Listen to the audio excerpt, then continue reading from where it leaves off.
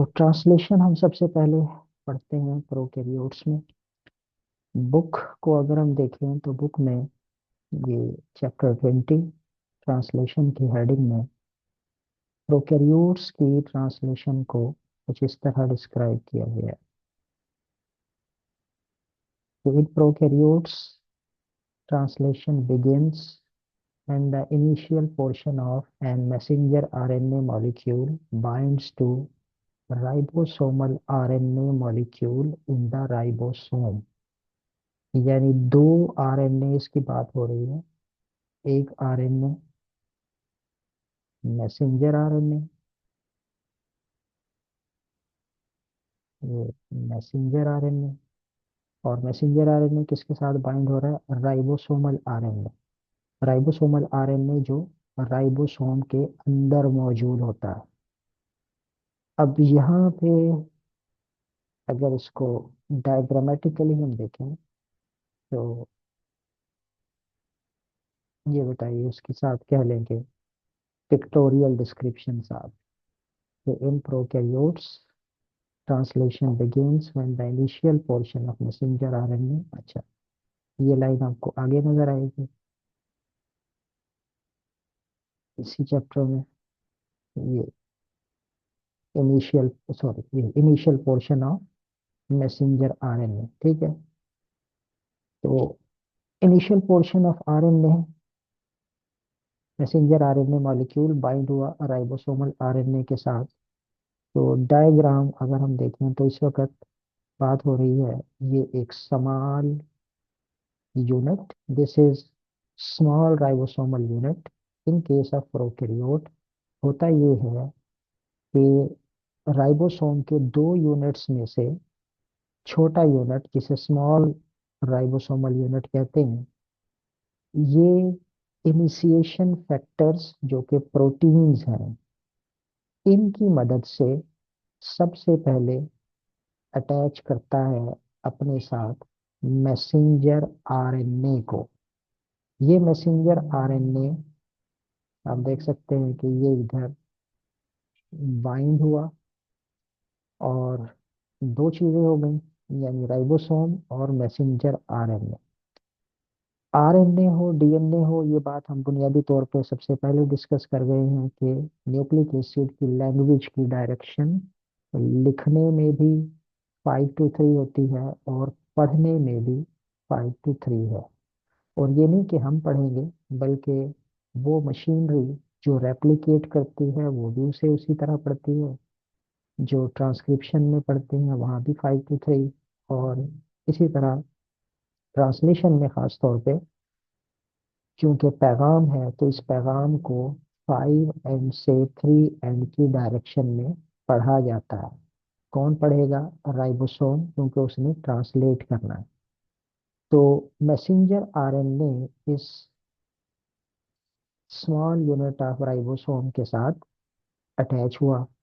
अब इस अटैचमेंट के बाद हम, क्योंकि कल गुफ्तगू कर चुके हैं कि मैसेंजर आरएनए में तमाम पोर्शन ट्रांसलेट नहीं होने। ट्रांसलेशन कहाँ से शुरू होनी है? जहाँ पे स्टार्ट कोडॉन होगा, और ये है start codon, that is AUG। तो AUG इसके स्टार्ट में नहीं है, 5 एंड यहाँ पे है, जैसे हम +1 कह लें, ट्रांसक्रिप्शन हुई थी। उसके बाद इस केस में हमने शो कर दिया आसानी के लिए कि गालिबन कोई 10-15 के करीब न्यूक्लियोटाइड पहले हैं, और अगर तीन तीन को मिला दिया जाए तो कोडॉन तो ये भी बनते हैं, CGU, AGG, ठीक है। तो कोडॉन तो ऑलरेडी पहले भी है, लेकिन ट्रांसलेशन वहां से शुरू होगी जहां पर स्टार्ट कोडॉन यानी AUG होगा। अब AUG is a codon. Anti codon की हम बात कर चुके हैं कि कोडॉन के साथ दरअसल ट्रांसफर आरएनए का एंटी कोडॉन मैच करेगा। अब AUG का जो मैचिंग कोडॉन है वो क्या नजर आ रहा है?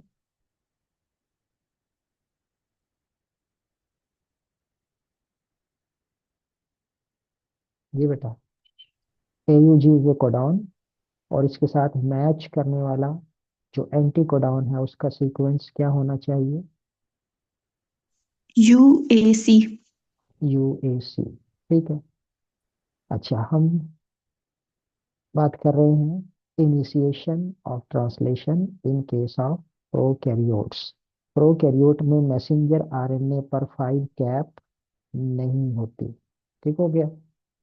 एयूजी, अब यहाँ पे सिंपली ये हुआ है कि मैसेंजर आरएनए अटैच हो गया है स्मॉल यूनिट ऑफ राइबोसोम के साथ, और इस अटैचमेंट के नतीजे में बड़े शार्पली हुआ ये है कि स्टार्ट कोडॉन एग्जैक्टली एक ऐसी जगह पर आया है जिसे कहते हैं पी साइट।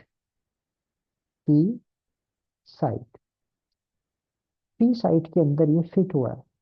ठीक है। और अब क्या होगा अगले स्टेप में?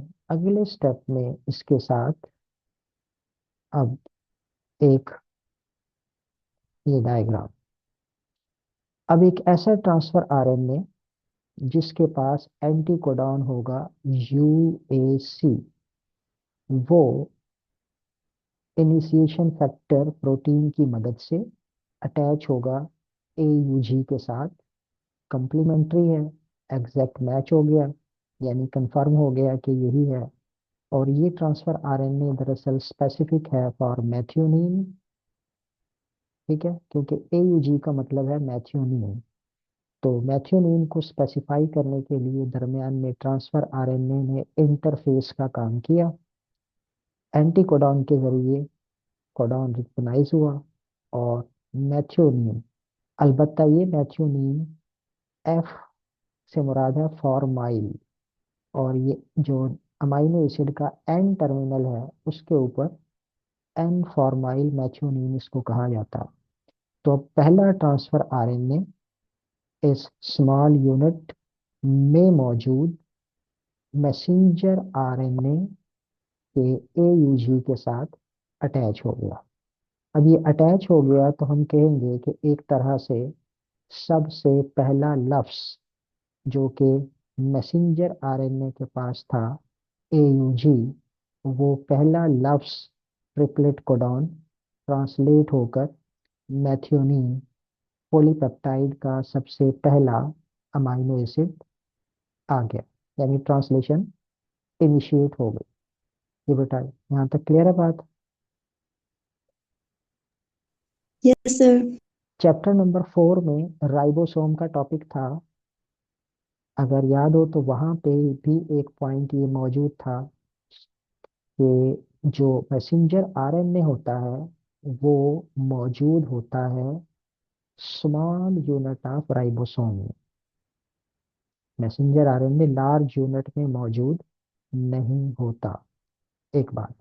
दूसरी बात, मैसेंजर आरएनए पर मौजूद कोडॉन के साथ प्रॉपर ट्रांसफर आरएनए मैच करे, ये मैचिंग भी लार्ज यूनिट का काम नहीं है, ये स्मॉल यूनिट का काम है। अभी तक लार्ज यूनिट इसके साथ अटैच नहीं हुआ। ठीक है।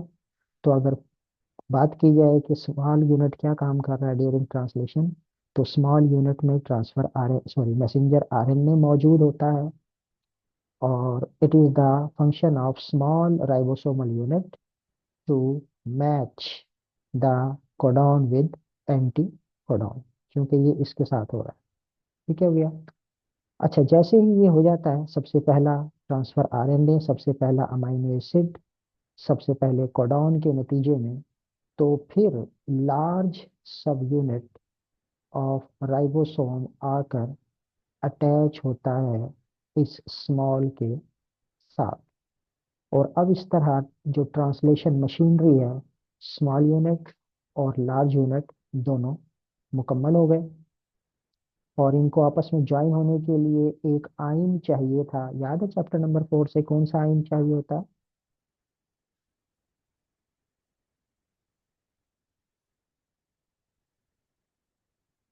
मैग्नीशियम आइन। मैग्नीशियम की मौजूदगी में राइबोसोम के दो यूनिट आपस में ज्वाइन होते हैं। अच्छा बेटा, तो अब हमारे सामने ये एक राइबोसोम है जिसमें मैसेंजर आरएनए मौजूद है। और इस तरह मौजूद है कि मैसेंजर आरएनए का पहला कोडॉन, जिसे हम इनिशिएशन कोडॉन कहते हैं, उसके साथ पहला ट्रांसफर आरएनए जो एंटी कोडॉन यूएसी के साथ है, और उसके साथ सबसे पहला अमाइनो एसिड एन फॉर्माइल मैथ्यूनिन मौजूद है। अब ये जो राइबोसोम की डायग्राम आपको नजर आ रही है, ये हाइपोथेटिकली बनाई गई है। ये एंजाइम में एक्टिव साइट्स होती हैं मॉलिक्यूल के अटैच होने के लिए। तो ये एक्टिव साइट्स और राइबोसोम भी जहन में रहे, जिस तरह हमने पॉलीमरेज को कहा था, डीएनए पॉलीमरेज या आरएनए पॉलीमरेज को, कि that is not a simple enzyme, वो कॉम्प्लेक्स एंजाइम है या कॉम्प्लेक्स ऑफ एंजाइम है, यानी बहुत सारे एंजाइम आपस में इकट्ठे हैं। तो यहाँ पर जो राइबोसोम है, इसकी कंपोजिशन तो बहुत सी प्रोटीन और बहुत से RNA, it is ribo nucleic acid particle, यानी इसके पास आरएनए भी है, इसके पास प्रोटीन भी है। आपने मैट्रिक में पढ़ा हुआ है एक राइबोजाइम, है याद राइबोजाइम?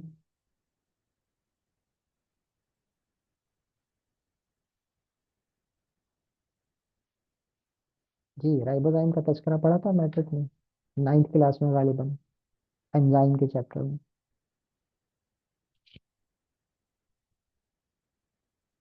चलो नहीं यार, काफी पुरानी बात हो गई, अब तो 4 साल पहले की बात हो गई गालिबन।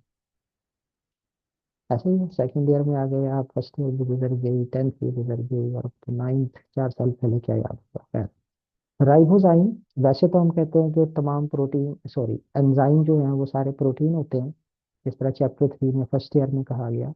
लेकिन बहुत से एंजाइम प्रोटीन नहीं भी होते। मसलन ribozyme, ribozyme is a RNA that act as catalyst, enzyme का काम करता है, ठीक है। तो राइबोजाइम बाकायदा पूरे एंजाइम, इस राइबोसोम को भी राइबोजाइम कह देते हैं, और इसके अंदर मौजूद जो राइबोसोमल आरएनए है, वो भी राइबोजाइम का काम करते हैं। यानी इसमें प्रोटीन भी है, इसमें आरएनए भी हैं जो कैटालिटिक एक्टिविटी करते हैं। अलबत्ता एक सिंप्लीफाइड, एक कह लें कि समझने के लिए मॉडल कि किस तरह से काम होगा। अब यहाँ पहुंचकर हम कह सकते हैं कि इनिशिएशन आगाज हो चुका, राइबोसोम बाइंड हो गया, पहला अमाइनो एसिड ट्रांसलेट हो गया। जी बेटा, इनिशिएशन समझ गए? Initiation of translation in case of bacteria.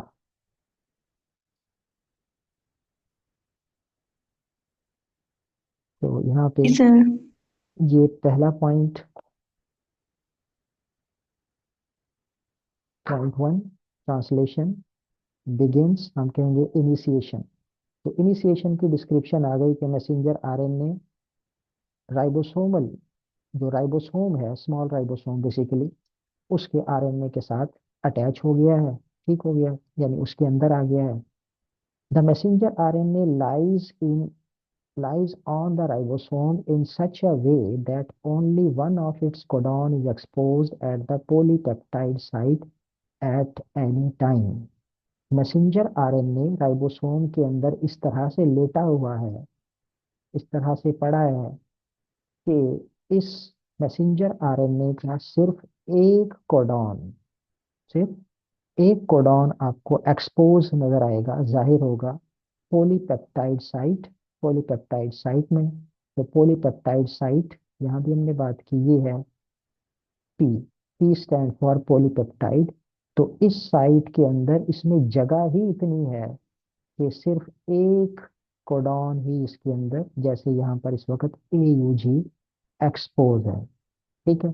तो पॉलीपेप्टाइड साइट के अंदर एक एक कोडॉन की ही जगह गुंजाइश है। तो ये एक एक कोडॉन, और इसी तरह इवन इसके साथ हम दूसरी दो साइट्स को देखें, तो ये है ए साइट और ये है ई साइट। तो ए और ई साइट की कितनी गुंजाइश है, तो इसको भी एक कोडॉन ही लिया जाता है, यानी एक कोडॉन इसमें एक्सपोज है तो एक कोडॉन इसमें है, ठीक है। तो राइबोसोम का रीडिंग फ्रेम कहलाता है कि वो एक कोडॉन या 3 न्यूक्लियोटाइड के बराबर होता है। तो अच्छा जी, दूसरी स्टेटमेंट हो गई। इसके बाद सेकंड स्टेप में बात क्या हो रही है? A transfer RNA molecule possessing the complementary 3 nucleotide sequence यानी anticodon binds to the exposed codon on messenger RNA. तो बाइंड, ये हमने बात कर ली कि एक ट्रांसफर आरएनए जिसके पास कॉम्प्लीमेंट्री बेसिस पर उसका एंटीकोडॉन है, वो इसके साथ अटैच हो जाएगा। ठीक है। अच्छा, ये भी हो गई बात यहाँ तक। एज द राइबोसोम मूव्स, अब इसको मैंने ब्लू इसलिए किया हाईलाइट कि अब इनिशिएशन यहाँ से लेकर यहाँ तक कंप्लीट हो गई। ठीक है। यहाँ तस्करा भूल गए हैं लार्ज यूनिट के अटैच होने का। अच्छा, क्योंकि डिस्क्रिप्शन यहाँ पर खासी एरोनियस है, खासी उसमें कह लें कि डेफिशिएंसीज, कमियां मौजूद हैं। बहरहाल, अब आगे बात हो रही है इस ब्लू जो हाईलाइटेड मैंने किया हुआ है सियान कलर में, इलोंगेशन की। As the ribosome moves, ribosome move करेगा किसके ऊपर? Along the messenger RNA. ये जो मूव करना है इसको हम सिंपली समझने के लिए कहेंगे कि राइबोसोम एक कदम आगे चलेगा। अब एक कदम क्या मुराद होगी? एक कदम का मतलब होगा एक कोडॉन, एक कोडॉन। अच्छा, तो ये इलोंगेशन की बात हो रही है। तो इलोंगेशन के अंदर अब एक कदम आगे चलने का मतलब है कि यहाँ पर एक और न्यूक्लियोटाइड आकर अटैच होगा। दरअसल ये दरमियान में एक स्टेप यहाँ पे मिसिंग है। कौन सा स्टेप मिसिंग है वो अभी हम बात करते हैं। तो इट मूव्स, तो एक कदम से मुराद एक कोडॉन आगे चलना। ठीक है। And the successive codons on the messenger RNA are exposed, और मैसेंजर आरएनए के कोडॉन एक के बाद दूसरा सक्सेसिव जाहिर होते जाएंगे। And the series of transfer RNA molecule bind one after another, और जैसे जैसे कोडॉन जाहिर होंगे वैसे वैसे उनके साथ मुख्तलिफ ट्रांसफर आरएनए की पूरी एक सीरीज एक के बाद दूसरी उनके साथ अटैच होती जाएगी। और फिर ये ट्रांसफर आरएनए क्या करेंगे? Each of these molecule, her transfer RNA carry करेगा एक अमाइनो एसिड जो वो ऐड कर देगा at the end of growing polypeptide chain. अब यहाँ पे इतनी डिस्क्रिप्शन है, अब इस डिस्क्रिप्शन को जरा समझ लें डायग्रामेटिकली। हमने कहा जी कि आगाज हुआ, इनिशिएशन बुक की स्टेटमेंट के मुताबिक सबसे पहले स्मॉल यूनिट के साथ मैसेंजर आरएनए का इनिशियल पोर्शन, यानी इस पोर्शन से ये इसकी अटैचमेंट हुई, तो ये यहाँ पर अटैच हो गया। और अटैच इस तरह से हुआ कि इसका जो स्टार्ट सिग्नल है वो पी साइट के अंदर एक्सपोज हो गया। इसके बाद इसमें ट्रांसफर आरएनए अटैच हो गया सबसे पहला, जो एन फॉर्माइल मैथ्योनीन को लिए हुए था। और फिर जब ट्रांसफर आरएनए अटैच हो गया तो उसके बाद फिर लार्ज सब यूनिट ऑफ राइबोसोम भी अटैच हुआ। अब लार्ज यूनिट ऑफ राइबोसोम जो है दरअसल इसके अंदर 3 साइट बाकायदा लेते हैं, ए साइट, बी साइट और ई साइट। ये जो डायग्राम है, इस डायग्राम के अंदर इन 3 साइट्स की थोड़ी सी डिस्क्रिप्शन है ताकि बात आगे आसान हो जाए। ये एक टिपिकल एक स्कीमेटिक आपके सामने राइबोसोम है, यानी एक राइबोसोम था, इसको काटा तो अंदर में समझ लें कि इसमें 3 साइट्स हैं। E site, E site, E stand for exit, exit यानी निकलने का रास्ता। अच्छा, ए साइट क्या है? A site amino acyl transfer RNA binding site. Amino acyl दरअसल ट्रांसफर आरएनए के साथ जब अमाइनो एसिड अटैच हो जाता है तो फिर उसे कहते हैं अमाइनो एसाइल ट्रांसफर आरएनए, जो हमने चार्जिंग की बात की थी। और अगर उसके साथ अमाइनो एसिड अटैच ना हो तो फिर उसे सिर्फ ट्रांसफर आरएनए कहा जाता है। तो यहाँ पर इस साइट पे वो ट्रांसफर आरएनए अटैच होगा जिसके पास एक अमाइनो एसिड है। और दरमियान में ये जो पी साइट है, दरमियान वाली, ये P stand for peptidyl transfer RNA binding site. यानी इस पी साइट में ट्रांसफर आरएनए अटैच होगा, लेकिन कौन सा? पेप्टिडाइल। यानी यहाँ पे दरअसल वो आरएनए है जो पेप्टाइड बॉन्ड जिसके साथ बनना है। यानी इसमें सिंपली ये भी कह सकते हैं कि यहाँ पे पेप्टाइड बॉन्ड बनता है, जैसे कि यहाँ इस डायग्राम में कहा है, इस डायग्राम में, कि ये वो साइट है, ठीक है, P site. Peptide bond formation यहाँ पर होती है, इसलिए इसको पी साइट कहते हैं। ई साइट एग्जिट है, और ए साइट में नया ट्रांसफर आरएनए जो एक इनकमिंग न्यू अमाइनो एसिड को लेकर आया है।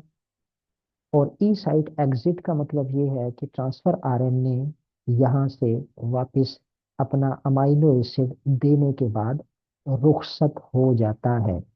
यानी आप गौर करें तो यहाँ पे आपको नजर आ जाएगा कि इसके साथ कोई अमाइनो एसिड अटैच नहीं है। तो ये तीन साइट जहन में रहे, तीन साइट्स के अंदर एक्सचेंज होना है। और कैसे होना है ये अभी हम आगे चलते हैं। Translation in bacteria. इनिशिएशन हमने बात की थी। अब इनिशिएशन के बाद पहले नंबर पे क्या होना है? इनिशिएशन में एक काम हो चुका। एक काम क्या हुआ कि AUG स्टार्ट सिग्नल के साथ पहला ट्रांसफर आरएनए, पहला अमाइनो एसिड अवेलेबल है। अब आगे क्या होगा? आप देखें कि ये जो ए साइट है, इस ए साइट के अंदर कौन सा कोडॉन एक्सपोज है? ये बेटा पढ़ सकते हैं।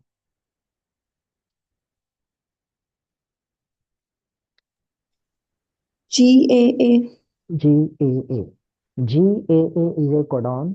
तो इसको मैच करने वाला एंटी कोडॉन होना चाहिए जी, C. CUU। U. U. अच्छा, यहाँ पर बहुत से, यानी जितने भी ट्रांसफर आरएनए हैं, ह्यूमन की बात करें तो 45 डिफरेंट ट्रांसफर आरएनए सब यहाँ पर रैंडमली पहुंचते हैं, ये ध्यान में रहे। लेकिन जो मैच करेगा वो ये होगा, ठीक है। अगर यहाँ पे CUA आ जाए तो वो मैच नहीं करेगा, जाहिर है, वो वापस निकल जाएगा। तो यहाँ पर जैसे ही मैचिंग ट्रांसफर आरएनए जिसका एंटी कोडॉन मैच करता है इस कोडॉन के साथ, ये पहुंचा, तो ये इसके अंदर अटैच हो गया। यहाँ पे आप देखें, ये तो ये इस जगह पे ये अटैच हो गया, ठीक है बेटा।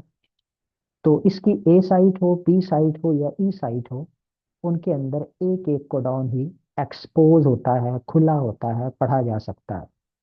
तो ए साइट के अंदर अमाइनो एसाइल ट्रांसफर आरएनए आ गया, और आकर बाइंड हो गया कॉम्प्लीमेंट्री बेसिस पर। इस बाइंडिंग में कौन से बॉन्ड इस्तेमाल होंगे? बेसिस आपस, Peptide bond. मैं इस बाइंडिंग की बात कर रहा हूँ, GAA के साथ CUU। ये जो न्यूक्लियोटाइड बेस पेयर है, ये आपस S. में कैसे बाइंड S. होते हैं? हाइड्रोजन बॉन्ड से बेटा। Ester bond. हाइड्रोजन बॉन्ड बेटा। Hmm. DNA में कैसे होते हैं दो स्ट्रैंड आपस में? पेयरिंग है ना, वही तो Hydrogen bond. Hmm. ध्यान में है ना, वही पेयरिंग है सिंपली। कि हम बार बार ये बात कर चुके हैं, DNA के दो स्ट्रैंड हो, दो RNA हो, एक RNA हो या एक DNA हो। दो DNA के स्ट्रैंड DNA में होते हैं, कॉम्प्लीमेंट्री बेसिस पर हाइड्रोजन बॉन्ड से जुड़े होते हैं। RNA और DNA हम पढ़ चुके हैं ट्रांसक्रिप्शन में, कि एक स्ट्रैंड था टेम्पलेट DNA का, और ऊपर नया स्ट्रैंड बन रहा था RNA का, ठीक है। तो वहां भी कॉम्प्लीमेंटेरिटी भी है, एंटी पैरेलल भी है, और हाइड्रोजन बॉन्ड्स भी है, ठीक है। यहाँ पर दो आरएनए है आमने सामने। एक आरएनए है ट्रांसफर आरएनए, और एक आरएनए है मैसेंजर आरएनए। तो दो आरएनए यहाँ पर आमने सामने है, बाइंडिंग होगी तो कंप्लीमेंट्री होगी, GC के साथ, AU के साथ, और हाइड्रोजन बॉन्ड के जरिए होगी, ठीक है। ये सब के लिए एक ही बात सेम रूल। ठीक है, ये याद रहे। तो वीक बॉन्ड, क्योंकि इन्होंने डिटैच भी होना है, तो वीक बॉन्ड के जरिए मैच हो गया। ठीक है।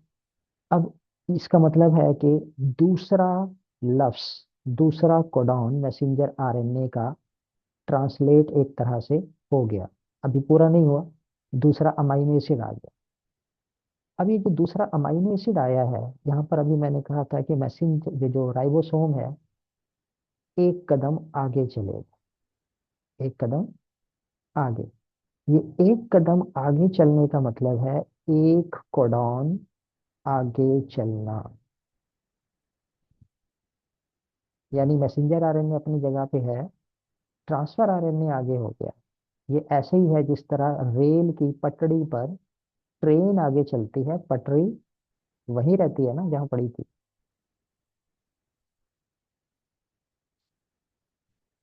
ऐसे ही है ना बेटा। या किसी गाड़ी को भी लेना, सड़क के ऊपर, सड़क तो वहीं रहती है, गाड़ी आगे चली जाती है।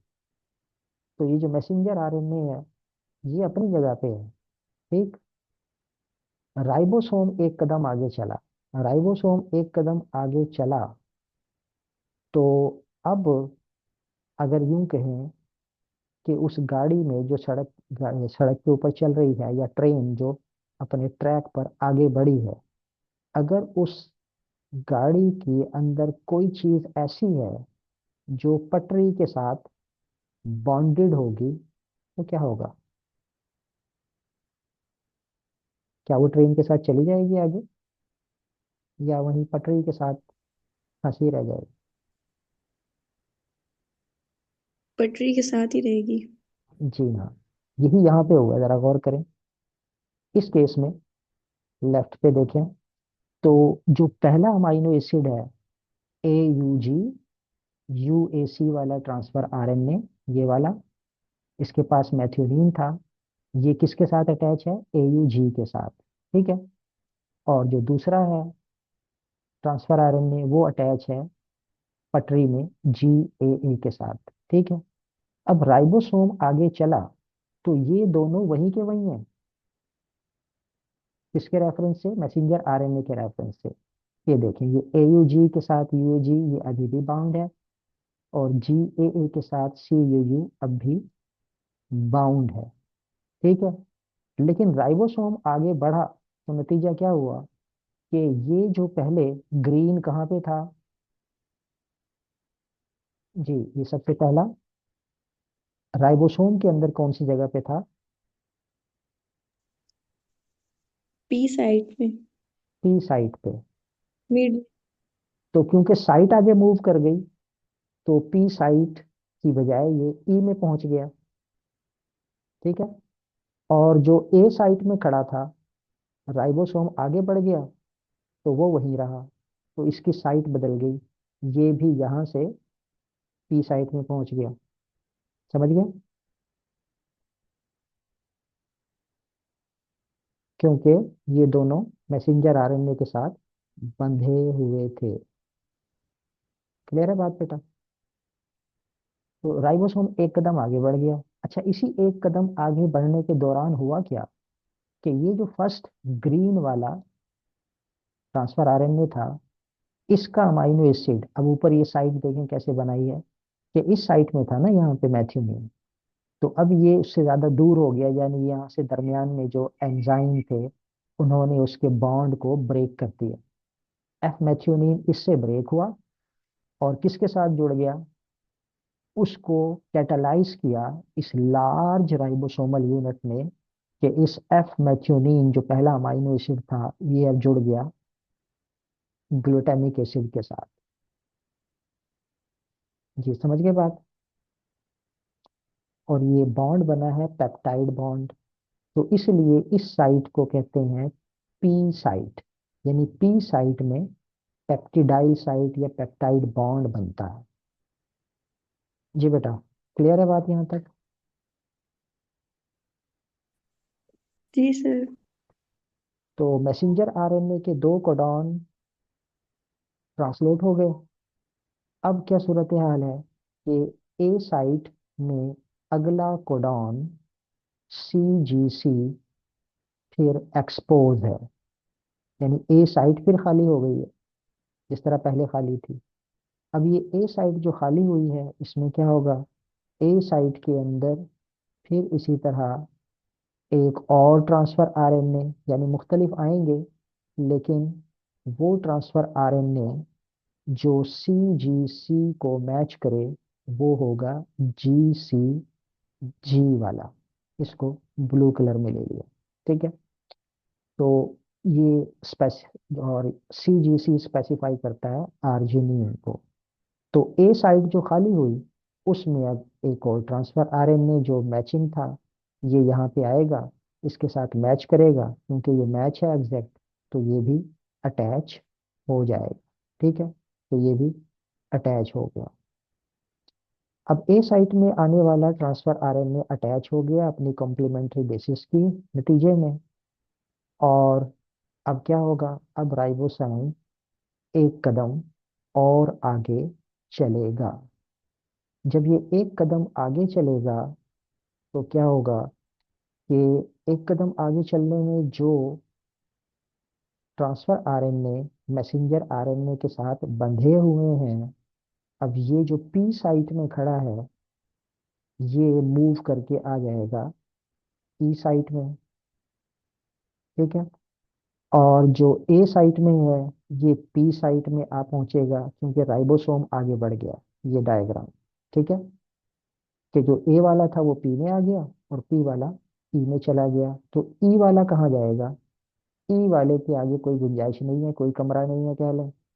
तो उसका नतीजा ये होगा कि जब ये इसको यूं कह लें पुश मिलेगा एक तरह से सिंपली समझने के लिए, उस पुश के नतीजे में ये ई साइड से राइबोसोम को छोड़कर चला जाएगा, क्योंकि अपना अमाइनो एसिड तो ये पहले ही दे चुका था।